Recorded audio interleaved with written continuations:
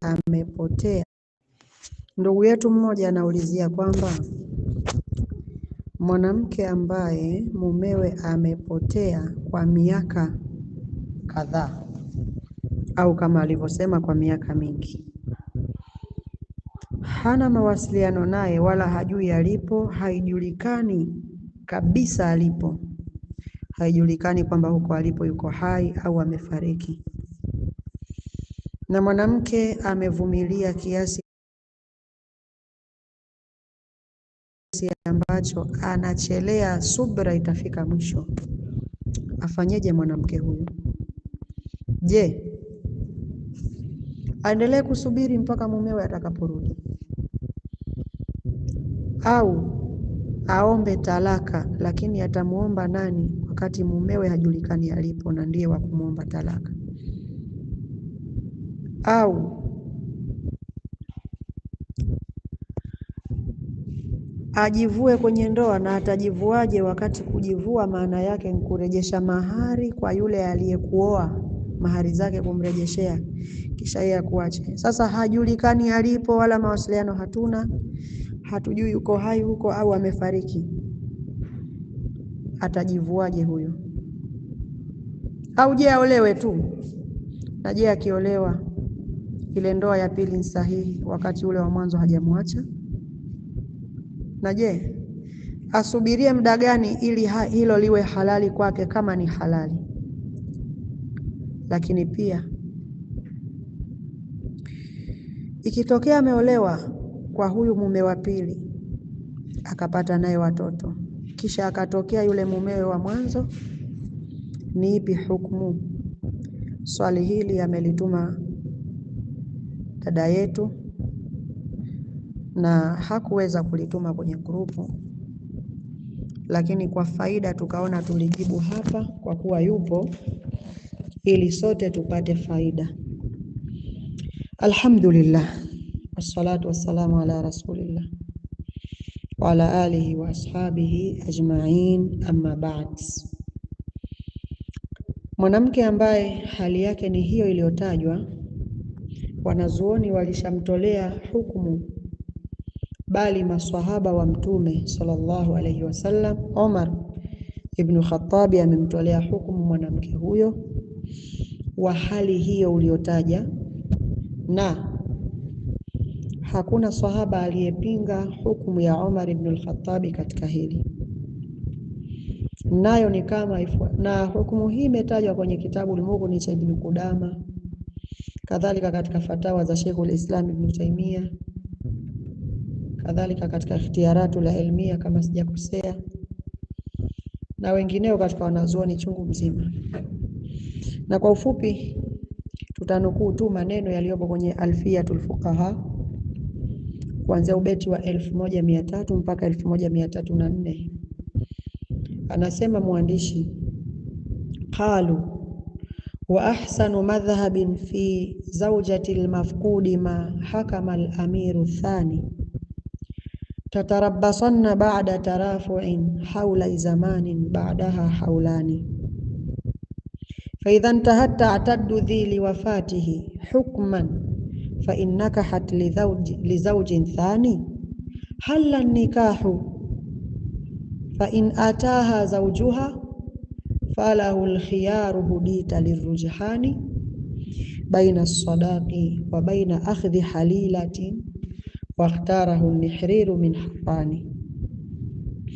Anasema rahimahullah, qalu, wamesema wanazuoni wetu, wa ahsanu madhhabin fi zawjati al-mafqudi ma hakama al-amiru thani, madhehebu bora kuhusu mwanamke ambaye mumewe amepotea, haijulikani habari zake na miaka inasonga, hukumu yake iliyo nzuri ni ile ambayo alihukumu imamu wa pili, amiri wa pili wa waumini, Umar ibn al-Khattab radhiyallahu ta'ala anhu wa arda.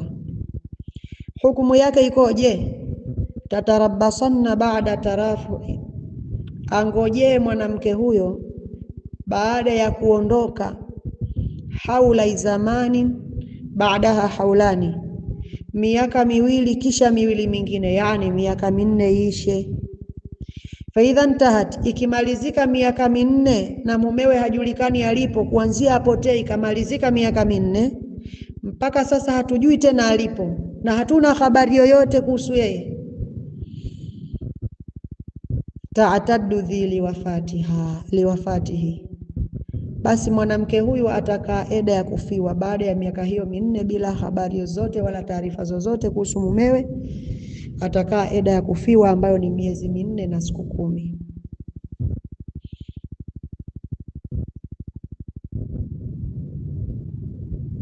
Fa in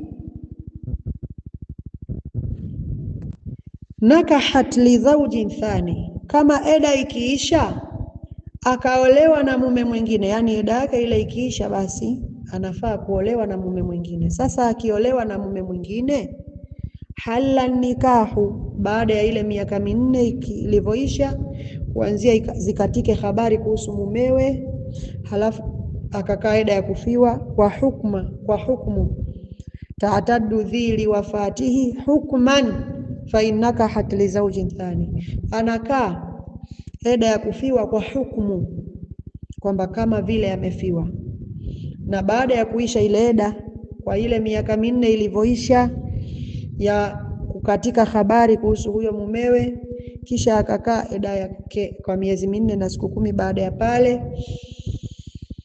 Kisha baada ya eda ile kuisha, anafaa kuolewa. Sasa akaolewa na mume wa pili, halal nikahu, ndoa itakuwa ni halali hiyo ya pili.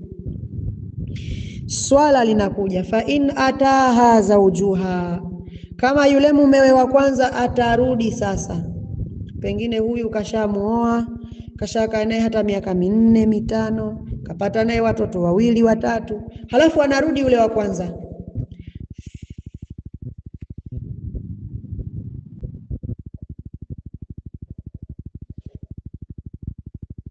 falahul khiyaru, yule mume wa kwanza ndiye mwenye khiari.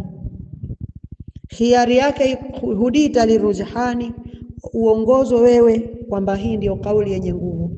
Anayo khiari mume wa kwanza, baina as-sadaqi, khiari yake ni baina ya kuchukua kurejeshewa mahari zake, baina ya kurejeshewa mahari zake na yule mume wa pili, wa baina akhdhi halilatin, na baina ya kuchukua mkewe, na baina ya kumchukua mkewe huyu. Sio kwamba anamuoa, ni mkewe anamchukua tu, si ndoa ni ile ile ya mwanzo. Anamchukua mkewe huyu mume wa kwanza huyu, yeye ndiye mwenye khiari, imma adai mahari zake au adai mkewe. Wakhtarahu Nihriru min Harrani, kauli kama hii ameichagua Sheikhul Islam mbobezi kutokea miji ya Harrani, yani Ahmad ibn Taymiyata, Ahmad ibn Abdissalam ibn Taymiyah al-Harrani rahimahullahu ta'ala. Kwa hiyo basi mwanamke ambaye mumewe kapotea, hatujui, haijulikani habari yake kabisa, basi angojee miaka 4 ikiisha, bado hazijulikani habari za mume huyo kwamba yuko wapi, huko alipo yuko hai au amekufa, akae eda ya kufiwa miezi 4 na siku 10. Baada ile miaka 4, miezi 4 na siku 10, kwamba ni eda ya kufiwa kihukumu.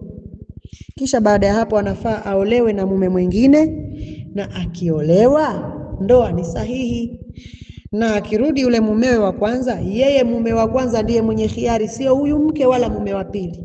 Sio mke mwenyewe aseme mimi nimeamua kubaki na huyu wa pili, mimi nimeamua kurudi kwa yule wa mwanzo. Ni mume yule wa mwanzo ndiye mwenye khiari. Kama atataka mahari zake sawa, kama atataka mkewe sawa, na akimtaka hafungi naye ndoa upya, ni ndoa ile ile ya mwanzo wanaendelea. Hii ndio kauli rajih aliyetaja al-Imam Ibn Qudama na wengineo kadhalika ameichagua Sheikhul Islam Ibn Taymiyyah, na ndiyo fatwa ya Umar ibn al-Khattabi radhiyallahu ta'ala anhu ardah. Kwa hiyo jambo liko hivyo. Allah wabariki mama zangu wa bora.